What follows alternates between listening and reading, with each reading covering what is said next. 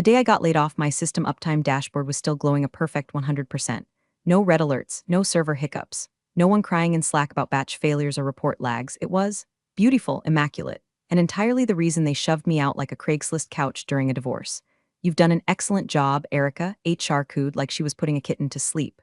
Truly, you've made everything so efficient that, well, there's just not enough work to justify your position anymore. I stared at her. I mean, really stared, like maybe if I looked hard enough, I'd find the punchline tattooed under her bob haircut. 6 years. 6 years I'd been the duct tape and digital prayers holding this dump together. Bash scripts that spun up compliance reports in seconds. Batch jobs that processed payroll faster than the actual accountants. An alert system so finely tuned it pinged a dev smartwatch before their pipeline failed.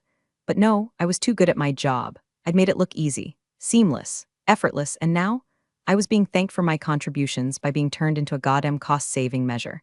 By the way, if this story feels like it's been ripped from your own cubicle nightmares, do me one favor. Tap that subscribe button. Help me hit my first 10,000 followers so I can keep dragging corporate nonsense into the light, one quiet act of revenge at a time. Anyway, back to the bloodbath. The new COO, Jason, fresh off some MBA clown car, had shown up 3 months prior. He wore too tight shirts, weaponized buzzwords, and an ego inflated by LinkedIn likes. One of those guys who thinks synergy is a personality trait. During his first town hall, he told us, while balancing his artisanal cold brew on the mic stand, if a system runs itself, we don't need a babysitter. Cool, Jason, guess what? You just fired the babysitter and handed the nursery over to the blender. He didn't understand infrastructure. He didn't want to. To him, my scripts weren't elegant, invisible safeguards, they were receipts for dead weight. What no one realized was how many of those scripts had teeth. Not malicious, not dangerous, just fragile, like leaving a bowl balanced on the fridge. Bump the door wrong, it crashes. Look away for too long, say goodbye to your leftovers and the dog's peace of mind. Take the backup handler. I built it after our outsourced vendor failed to restore 2 years of archived emails. I coded a new system in a weekend, wrapped it in an Autodoc tool that generated HTML manuals nobody ever read. It even emailed a summary to IT once a week. Buried in that doc on page 14 under manual execution flags was a single line. Bypass auto equals true, disables scheduled backups unless flag is toggled manually. It was there. Documented, transparent. It even had a note, use only when maintenance requires temporary suspension. Reset ASAP, nobody ever used it. Nobody even knew it was set to true because I set it once during a dry run. And then they laid me off without reviewing a single configuration. My access didn't vanish immediately. Their offboarding checklist, crafted by someone who thought Jira was a Pokemon, revoked privileges in stages. HR assumed IT would pull me. IT assumed HR would handle it. Meanwhile, I still had access to every server that ran my scripts because no one remembered which credentials they piggybacked off. I had just enough time to walk out clean, professional, and invisible. I even brought donuts on my last day. Legacy doesn't mean old, I told them with a smile. It means it outlived the people who understood it. They all laughed. The new guy, Troy maybe, asked if I had any advice. Read the documentation, I said. It's all there. He gave me a thumbs up, didn't even write it down. I packed my bag, tossed my badge in the collection box like I was quitting a gym I never went to, and walked out into a cold January wind that felt like freedom wrapped in static. My face was calm, my pulse steady, but inside, I was a matchbook with one stick left and someone just struck it. It was a Tuesday. Of course it was a Tuesday. Tuesdays are the beige wallpaper of betrayal. You don't expect decapitation before lunch on a weekday that bland, but there I was, summoned to conference room C like a dog being called in from the yard. No subject line, just quick sync, I already knew. The HR rep was new, young, still believed in phrases like work-life balance and company culture. She greeted me with that damp, forced smile they teach in HR school, like she was about to offer me a mint and a hug instead of a bullet. Erica, thanks for coming in. First, I want to say we're so impressed by what you've done here. Ah, the eulogy tone. You've streamlined over a dozen systems, removed redundancies, and, frankly, created something really beautiful. And there it is. The guillotine clanks into place. You've essentially automated yourself out of relevance. I blinked. Automated myself out of relevance. Like I was a dishwasher that cleaned too well and made the chef feel bad. Excuse me, I said, keeping my voice level, just the right shade of polite disbelief. She gave a rehearsed little head tilt. It's a good problem, really. You built systems that maintain themselves. You've essentially completed your project. I let out a short laugh. I wasn't aware my career had a deliverable. She flinched, probably sensing I was about to pivot from professional to burning this place down with my eyes. So she reached for the corporate pacifier. Now, I do want to clarify this isn't technically a termination. You haven't been fired. You fulfilled your objectives and well. With no new scope identified, no new scope. Like I was some overpaid Excel formula that spit out no value if not constantly fed. So, no severance? I asked just to confirm the punchline. She folded her hands, suddenly very interested in her own cuticles. Since this isn't classified as a dismissal, there's no severance package outlined under the existing terms. Existing terms. Cute. I nodded, smiled, even made a joke. Well, guess this is what happens when you design yourself out of the apocalypse. She didn't get it, but she laughed anyway, one of those polite, brittle little noises that echoes off glass walls like a ghost's cough. They handed me an exit packet printed in Comic Sans. Swear to God, like my 6 years of labor deserved the typographic equivalent of a fart noise. Of course, she added, your access will be disabled shortly. IT has the handover list. Shortly, which meant not yet, which meant opportunity. See, the beauty of quiet infrastructure work, the real magic, is no one remembers how you hook things up. They just know it works. My scripts ran under service accounts I'd provisioned myself. Documentation was on the backlog. Credentials were stored in encrypted blobs only I decrypted, on machines only I maintained. They could remove me from the building. But the building still whispered my name. As I walked out, packet in hand, dignity clinging to the corners like lint, I passed Jason in the hallway. He gave me a tight smile. No hard feelings, Erica. The system's in good hands now, of course, I said. I'm sure it'll run itself. He chuckled, oblivious. But deep inside, a door slammed shut, and behind it, something started to coil. Humiliation, when compressed long enough, starts to crystallize. It stops weeping and starts thinking. Planning, it stops being hurt and starts becoming math. It wanted a clean-up script.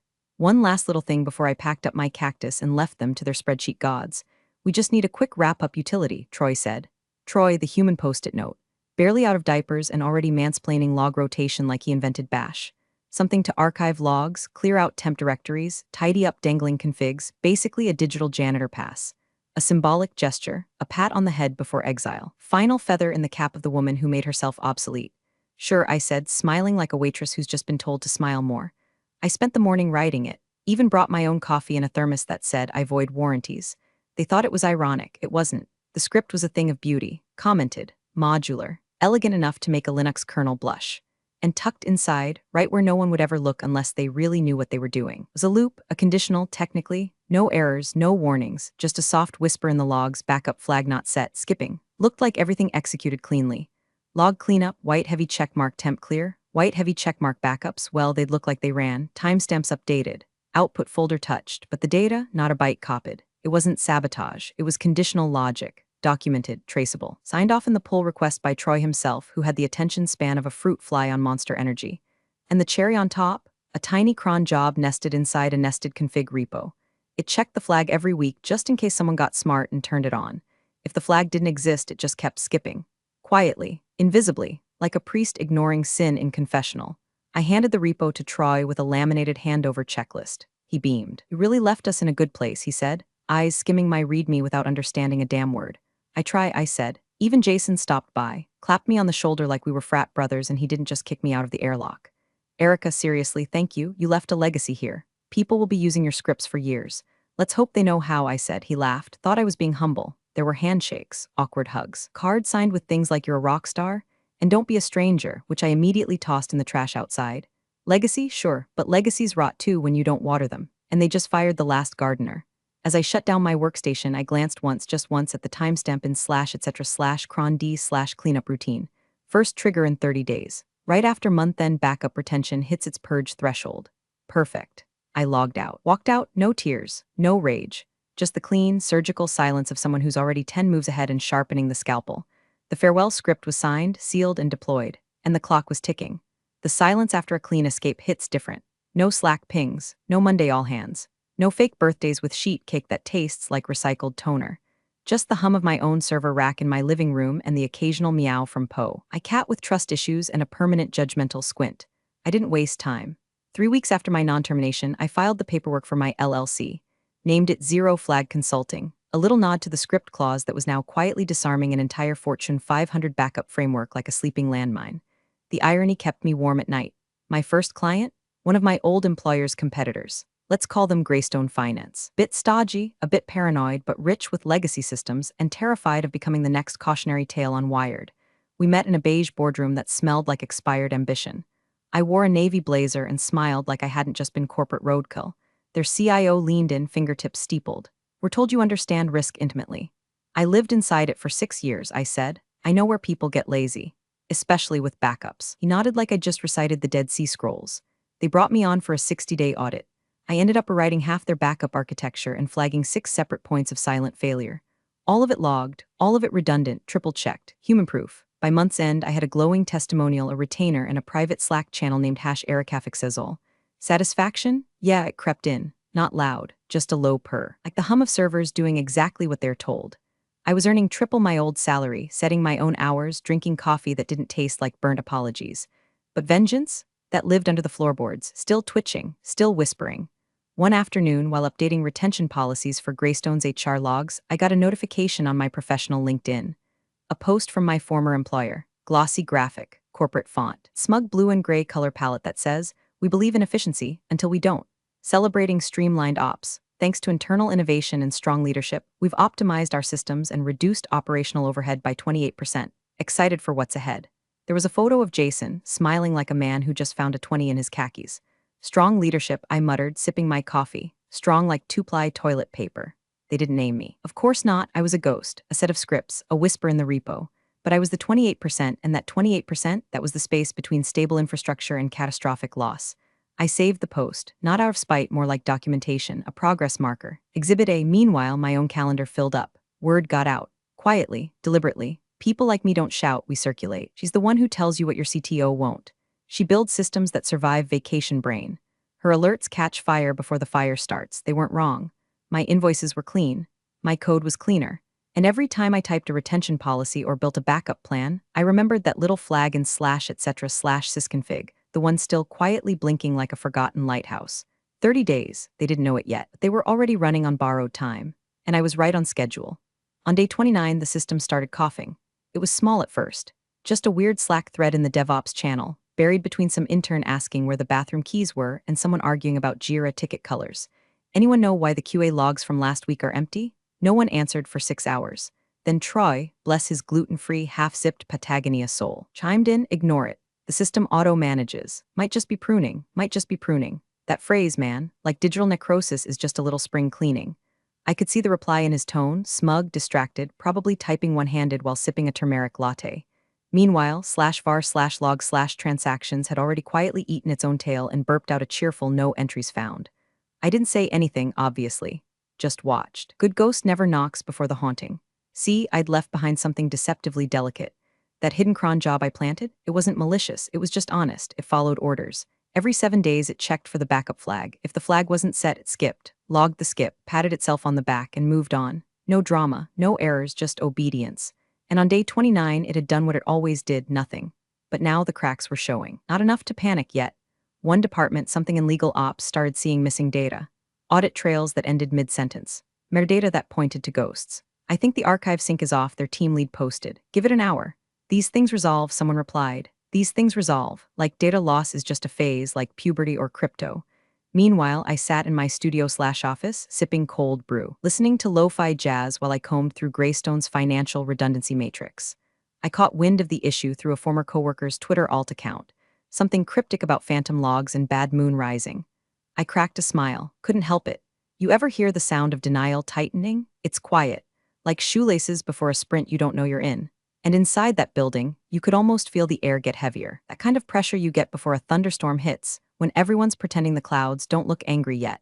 Someone in operations reopened an old Jira ticket about intermittent discrepancies. They closed it 10 minutes later with the note, couldn't reproduce. Possibly temporary. Sure, buddy. And my ex just accidentally logged into Tinder during therapy. I pictured Jason scrolling through his dashboard, seeing all those beautiful green check marks, blissfully unaware that underneath them, the system was hollowing itself out like a termite buffet. Because here's the thing about automated integrity, it's only as good as the human memory maintaining it. And they'd fired the one human who remembered how it actually worked. Now, while they were busy celebrating streamlined ops, the archive processes had quietly skipped 29 times. No alarms, no error states, just skipped. Because that's what the condition said. The final 30-day retention cycle was already mid-countdown, and in a few short hours, the purge script would run right on schedule. A simple, efficient, unremarkable execution, one that would delete everything they thought they were still protecting. Transaction histories, HR incident logs, payroll backups, configurations, DNS maps, legal document revisions, gone, and no one would even know it happened until they went looking. Tick, tick, tick. It hit just past midnight. The system did exactly what it was told to do. Nothing more, nothing less. No fireworks, no klaxons, just the quiet precision of logic unfolding like a guillotine. At 12:01 a.m., the final retention job ran. At 12:02, slash backup slash monthly slash finance slash was empty. By 12:03, slash snapshot slash legal slash dropped into non-existence like a body into a river. At 12:05, HR tried to access a historical payroll report, got a 404. By 12:06, someone opened a ticket, data missing from archive.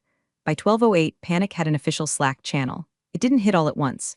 It was more like a domino fall, slow and methodical, each department discovering their slice of hell with escalating disbelief. Accounting couldn't restore Q1 audit trails. HR couldn't pull performance reports for compliance checks. Legal tried opening a contract review from last month and got a blank folder, time-stamped but empty. The ops team thought it was a mount issue, then a permission issue, then a sync issue, then a someone must have accidentally deleted something issue. But nothing had been deleted, not in the traditional sense. It had been skipped, every week, for 30 days. By 12:17, the incident response team was fully activated. Half of them still in pajamas, logging into war rooms from their home offices with bloodshot eyes and half-drunk Red Bulls. At 12:23, someone finally pinged the IT director. He'd been golfing the day they laid me off. Didn't even send a goodbye email. But now he was the one standing in the middle of the digital crime scene, sweating through his undershirt and whispering Jesus Christ every third breath. I wasn't watching live, obviously, but I didn't have to. I knew how this unfolded. I'd seen it in dry runs, stress tests, simulation environments. Except this time it wasn't a test. They found the script around 12:41. The cleanup SH file, documented, signed off, timestamped, reviewed. They ran it through 3 different threat scanners. Nada. They pulled it into a sandbox, still nothing. It wasn't malicious, it was just elegantly incomplete. One of the engineers, probably Troy, poor bastard, finally noticed the conditional. That's it. No sabotage, no payload, no ransomware, just logic. Simple, cold-blooded logic. A choice unmade, a flag unset. A silence no one questioned. And now, their data was gone, all of it, not overwritten, not encrypted, just quietly unpreserved, auto-purged by the same policies they praised as efficient. What was once living infrastructure was now just bone, dust, and denial. At 1:03 a.m., someone reportedly vomited. IT director, according to the Slack logs a friend leaked me, right there at his desk, threw up on his keyboard during the emergency call. They brought in an external recovery firm by 2:00 a.m., but there was nothing to recover. The RAID arrays were intact. Storage was healthy. Nothing had crashed. It had all been intentionally bypassed by a system they greenlit, praised, and signed off on. By 3:00 a.m., a non-zero number of employees had locked their social media and scrubbed their LinkedIns. Jason, nowhere to be seen, and Erica, I was asleep. Soundly. Poe curled beside me, purring like he'd just avenged a ghost. There's a specific kind of silence that follows a catastrophe no one understands. A stillness too clean, too sterile. Like a hospital waiting room after the flatline. They didn't know what hit them, but they would, soon. By sunrise, the only backups left were the ones in their bowels. The Monday morning meeting was canceled, replaced with an all-hands-marked mandatory video on. Cameras flipped on across a grid of pale, twitchy faces. Legal was there, so was PR. Even Jason crawled out of whatever ego cave he'd been hiding in, suddenly looking like a man who'd aged a decade in 4 hours. Nobody said it out loud, but the truth hung in the air like mold on drywall. They'd lost everything. Every audit trail, compliance log, transaction receipt, and configuration file dating back more than 30 days had been irreversibly purged by their own streamlined system. And now, the vultures were already circling. The first regulatory ping came from FINRA, then the SEC, then a data privacy watchdog in Europe. They'd had a few EU clients, just enough for GDPR to rear its terrifying head. At 10:14 a.m., a general counsel from legal finally asked the question everyone else was praying someone else would. Who wrote the scripts? Silence. Then Troy, in a voice that sounded like it had been rolled in regret and deep-fried, muttered, Erica, Erica Santos. Click. My name echoed through 3 floors of spreadsheets and corporate dread. A few managers dug through old emails. Someone pulled my Git commits. Someone else grabbed the signed-off Jira tickets and approvals. Slack logs showed the pull request with a +1 from Troy and a final green check from the IT director, who now reportedly had a twitch in his left eye and a standing appointment with an herbalist. By noon, my inbox had 6 new messages from various at the company com addresses, then 8 more, then 2 calls from blocked numbers, then a LinkedIn request from Jason with a groveling message. Would love to reconnect, maybe clear the air, cute. I didn't answer. I didn't even open them. I just sat in my home office, coffee in hand, scrolling through Greystone's firewall logs like a woman flipping through a cookbook while the neighbor's house burned down next door. At 2:37 p.m., a message popped up in a private Slack I was still part of, courtesy of a friend who hadn't yet cut the cord. They're pulling legal into the script review, trying to prove sabotage. That made me laugh, not a big laugh, not a cackle. Just a soft content chuckle that felt like exhaling a weight I'd been carrying for years. There was no sabotage. What they found instead, in a neat folder titled Handover Exit Package, was a signed-off document, dated, timestamped, approved. It stated in clear, corporate-safe language that all scripts, automation tools, and system configurations prepared by Erica Santos have been reviewed and accepted by the IT department and management as final. No further modifications required. Legal read that line 4 times. It was ironclad, buried in the standard HR paperwork. They'd absorbed the liability the moment they cut me loose. No one had checked the fine print. No one ever does. By late afternoon, the company's stock took its first hit. Only 3%, enough to raise an eyebrow on CNBC's sidebar. But the real hemorrhage was internal. Their top 5 clients had been notified. Due to an unforeseen technical issue, we've experienced partial archival loss, blah blah blah. Corporate poetry for we lost your money trail and can't prove we didn't. 2 hours later, word leaked to a trade publication. Headline, streamlined out of existence. Major finance firm suffers silent data wipe. They didn't name me, but the smart ones they knew, and me? I was sitting in the sun, laptop closed, watching Poe chase a sunbeam across the rug while Miles Davis played in the background. Serene, detached, untouchable. They wanted to reach me. But the version of me they fired, she doesn't take calls anymore. Greystone's lobby didn't have a chandelier, but the silence still sparkled. We were mid-presentation. Slide 12 of a 40-slide deck titled Automating Resilience, Lessons in Preventing Invisible Failures. Every exec in that boardroom was taking notes like I was reading the 10 Commandments from a USB stick. They didn't interrupt. They didn't blink. They just nodded, hard. My final slide read, systems should never rely on memory, especially human memory. Closed the laptop and waited. Applause, actual applause. Not the sarcastic kind from devs who have been awake for 48 hours, but genuine, relieved clapping from people who knew I'd just handed them a map through the minefield they'd been dancing blindfolded through for a decade. Someone handed me a fresh check. Retainer renewal. Double what they paid me last quarter, plus bonuses. Plus travel fees for a flight I didn't take because I preferred to work from home. And socks. Afterward, in the elevator, the CFO leaned over and asked casually, "Did you hear? Jason's on indefinite leave." I nodded. "Health issues?" She smirked. "Professional integrity implosion." Word as he hyperventilated during the regulator debrief and started shouting about flags and sabotage. We shared a quiet laugh as the elevator dinged. I didn't gloat. I didn't need to. The man had nuked his career with the same smug finger he used to fire me. By the time I got home, there was a new email in my zero flag inbox. Subject, urgent recovery support needed from my former employer. Signed by their acting CTO. A desperate tone. It was polite but bleeding at the edges. "We're currently reassessing our infrastructure strategies. We'd appreciate a conversation regarding potential consulting engagement for data recovery and future-proofing." Future-proofing. Adorable. I forwarded it to my assistant with a note. Double the rate. Add a nausea clause. The clause reads, a 12% surcharge will be applied to any engagement involving infrastructure that caused public vomiting or reputational loss. They accepted. 30 minutes later, I opened the invoice template, updated the totals, included the legal paperwork, and attached a 2-page consulting scope that included system hardening, compliance guardrails, and yes, backup flag conditioning. I paused for a moment, just a breath. Poe was curled up in the window beside me, snoring like a small motorbike. Outside, the wind barely stirred.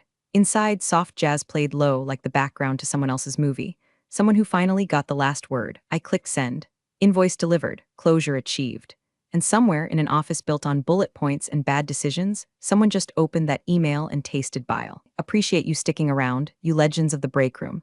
Subscribe for more chaos. Let's make your old managers spill their coffee in fear.